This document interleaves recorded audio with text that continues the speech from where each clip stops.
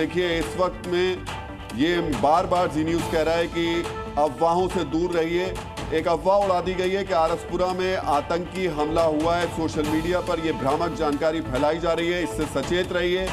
इस तरीके का कोई भी आतंकवादी हमला नहीं हुआ है। जम्मू पुलिस से ये स्टेटमेंट आया है, जम्मू पुलिस ने इसको क्लैरिफाई किया है क्योंकि बहुत तेजी से सर्कुलेट किया गया है कि जम्मू में एक आतंकवादी हमला हुआ है, लेकिन ऐसा कुछ भी नहीं है।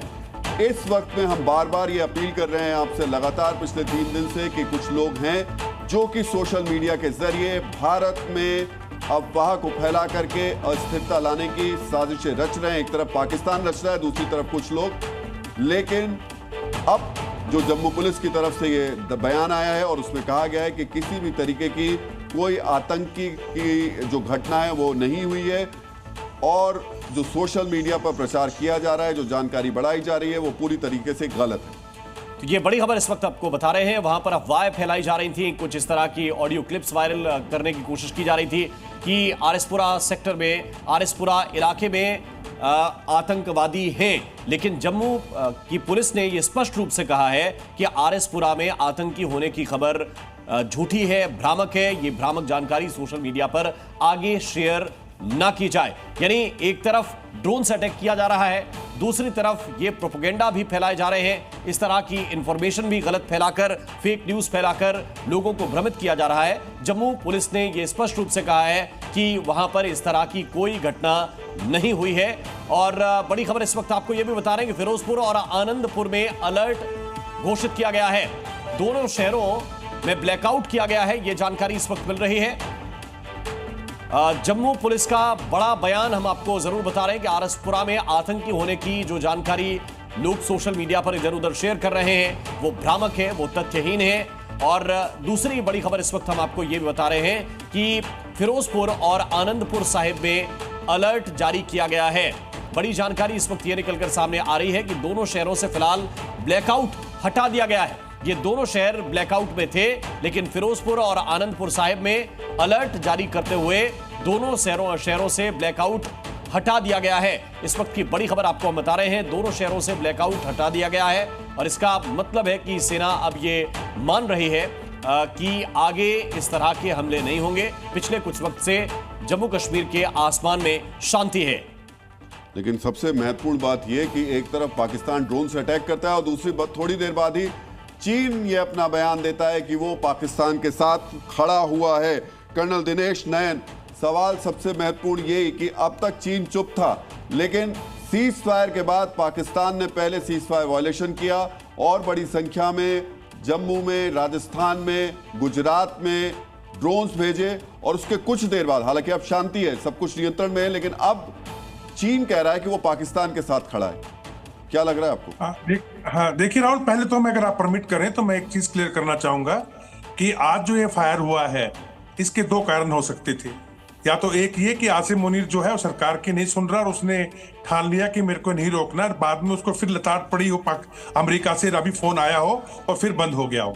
या फिर जो कुछ खबरें ऐसी निकल के आ रही हैं कि रजौरी के एरिया में, जो जम्मू कश्मीर का रजौरी एरिया है, पुंछ के आसपास, ये बिम्बर गली के एरिया में, वहां पे शायद कट्टरपंथी कुछ जो सेना बना रखी है आसिम मुनीर ने, उन्होंने जो है अपने ही तरफ से ये सीज फायर का उल्लंघन कर दिया हो, जो चारों तरफ फैल गया, जिसको बाद में फिर कंट्रोल किया गया। अभी जो सवाल आपने मुझसे पूछा है चीन के बारे में, देखिए राहुल कि अभी से अगर हम पीछे थोड़ा सा देखें वक्तव्य है डोनाल्ड ट्रंप का, तो जब उनसे पूछा गया था आज से करीब हफ्ता पहले कि आप पाकिस्तान और हिंदुस्तान के बीच का ये जो टेंशन है इसके बारे में, तो उनका वक्तव्य था कि ये दोनों मेरे दोस्त हैं जी। यानी कि अमेरिका का पाकिस्तान में इंटरेस्ट है। देखिए दोस्त यहाँ तो होती नहीं है, यहाँ तो इंटरेस्ट होते हैं। तो इंटरेस्ट क्या है कि आज ईरान के साथ में, जो एक ईरान के पीछे अगर अफगानिस्तान में या पाकिस्तान में इनको एक शमसी बेस इनका मिल जाए, शायद कोई करार इनका आपस में चल रहा हो, जो भी कोई इनका इंटरेस्ट हो कि मुझे ये चाहिए, उस कारण से वो पाकिस्तान के साथ में उस शक्ति से बात नहीं कर रहे थे। लेकिन जब आज ये सब मामला इन्होंने देखा कि हाथ से निकलता जा रहा है, और जब शहबाज शरीफ के पास से कोई कर दूं, मैं आपके पास आऊंगा कर्नल, लेकिन आज रात हिसार में पूरी तरीके से ब्लैकआउट रहेगा। सिरसा में ब्लैकआउट के आदेश जारी कर दिए गए हैं। तो ये बड़ी खबर इसलिए भी है क्योंकि हिसार और सिरसा की दूरी दिल्ली से ज्यादा नहीं है और वहां पर अगर सारी रात ब्लैकआउट के लिए कहा गया है तो इसका मतलब है कि कुछ इनपुट इस तरह के हो सकते हैं कि एक बार और कोई बड़ी या बैलिस्टिक मिसाइल से कहीं पाकिस्तान अटैक करने के बारे में तो नहीं सोच रहा है, क्योंकि सिरसा ही वो जगह है जहां पर बैलिस्टिक मिसाइल को इंटरसेप्ट करके भारतीय एयर डिफेंस सिस्टम ने मार गिराया था। और इसलिए ये बड़ी जानकारी इस वक्त आपको दे रहे हैं कि सिरसा और हिसार दोनों ही जगहों पर ब्लैकआउट के आदेश जारी किए गए हैं और पूरी रात के लिए ब्लैकआउट रहेगा, इस तरह की जानकारी आई है।